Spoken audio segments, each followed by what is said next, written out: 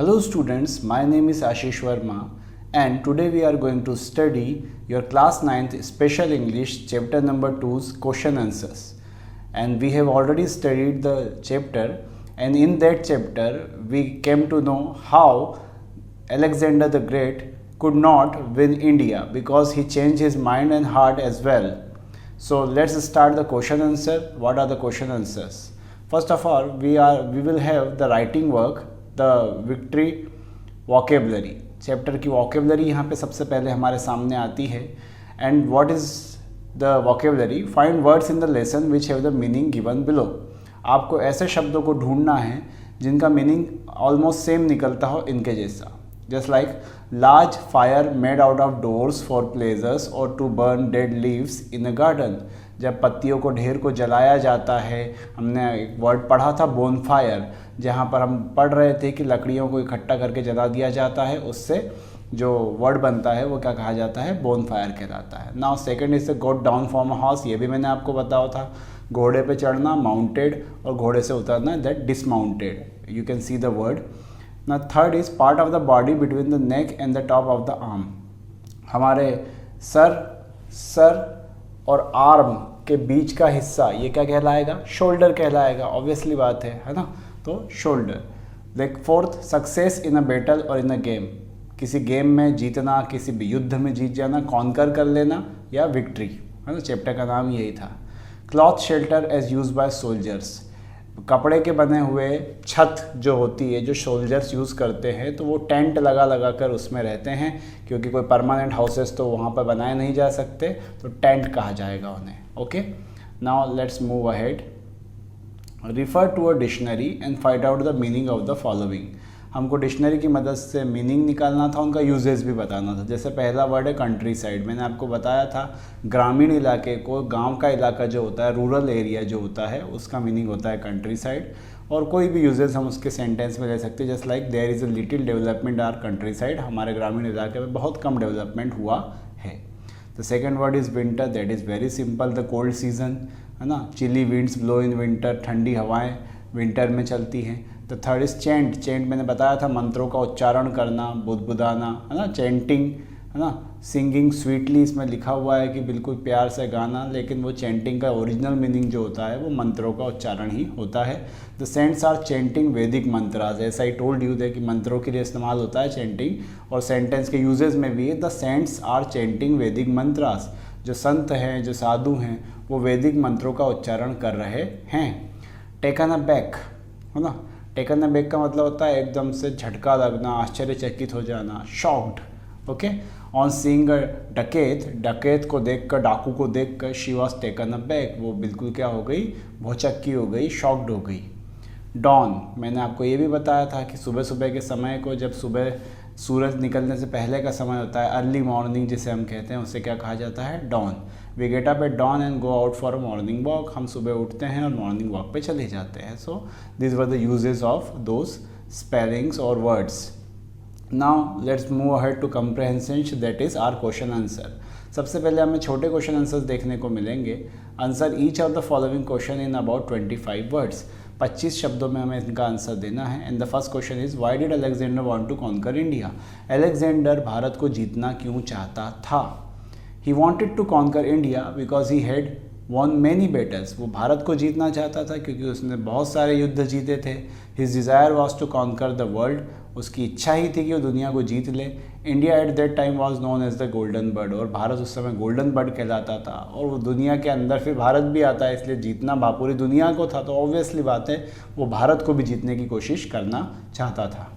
Now the question number 2, what did Alexander see while moving along the countryside. जब वो country side ग्रामीण इलाकों में जाने लगा तो उसने क्या देखा वहाँ पर. He saw the house remain dark without lights. उसने देखा कि जो घर थे वो सारे अंधेरेमय थे, उनमें लाइट नहीं थी. द वीमन वर वेलिंग. जो औरतें थी, महिलाएं थी, वो विलाप कर रही थी, रो रही थी. Children were crying. बच्चे भी रो रहे थे. While moving along country side. और वो जब कंट्री साइड में मूव कर रहा था तो उसने ये चीज़ें देखी. Now the third question is why did Alexander release King Puru and went back without winning rest of India. Why did Alexander release King Puru. मैंने बताया था आपको उस समय पंजाब का और भारत का भी राजा उस समय कौन था, किंग पोरस था. और किंग पोरस जो था उसे क्यों रिलीज़ करना पड़ा अलेक्जेंडर को, और वो वापस बिना इंडिया को जीते क्यों लौट गया? आंसर हमको पता है, हमने चैप्टर में पढ़ा है। A saint called Alexander a robber, एक संत ने अलेक्जेंडर को, सिकंदर को रॉबर कह दिया, लुटेरा कह दिया। एंड नॉट अ कॉन्करर और अ गिवर, ना कि उसे कोई विजेता या दान देने वाला गिवर बताया। This statement made Alexander sad and pale with same, है ना।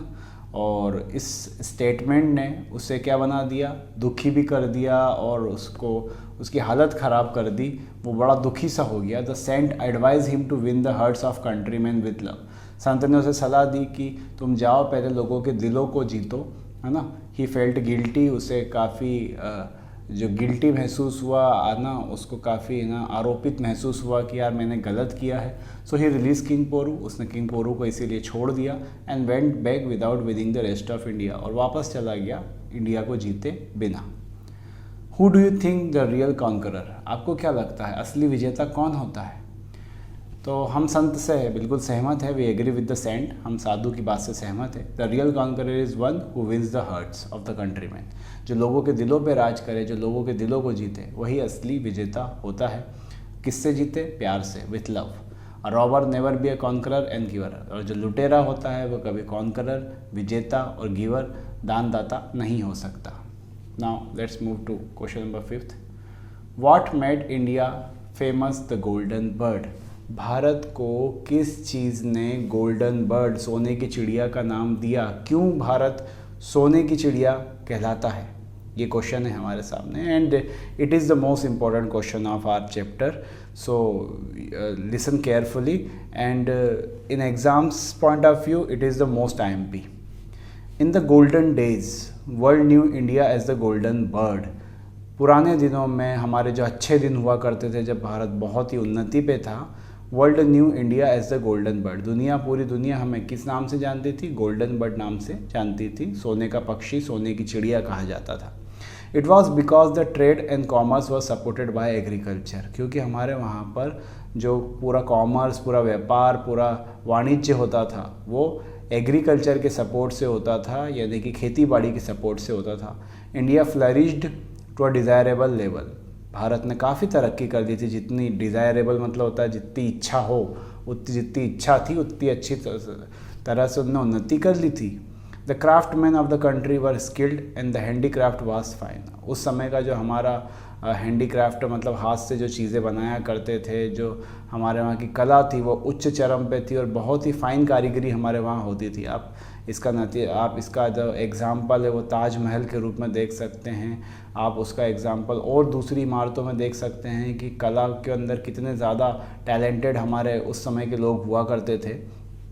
Piece and economic prosperity were skilled and the handicraft was fine, तो उस समय हमारे समय क्या थी? पीस थी, है ना। सॉरी, ये रिपीट हो गया है सेंटेंस, यहाँ से पढ़ना होगा हमें। Peace and economic prosperity prevailed in the country, कि जो पीस यानी शांति थी और इकोनॉमिक प्रॉस्पेरिटी और जो आर्थिक हमारी समृद्धि थी वो प्रिवेल हो रही थी, फैल रही थी। कहाँ पर? पूरे कंट्री में फैली हुई थी, जमी हुई थी। Arts, culture and architecture were on the climax, और बिल्कुल ही चरम पे था अपने आर्ट, कल्चर, आर्किटेक्चर।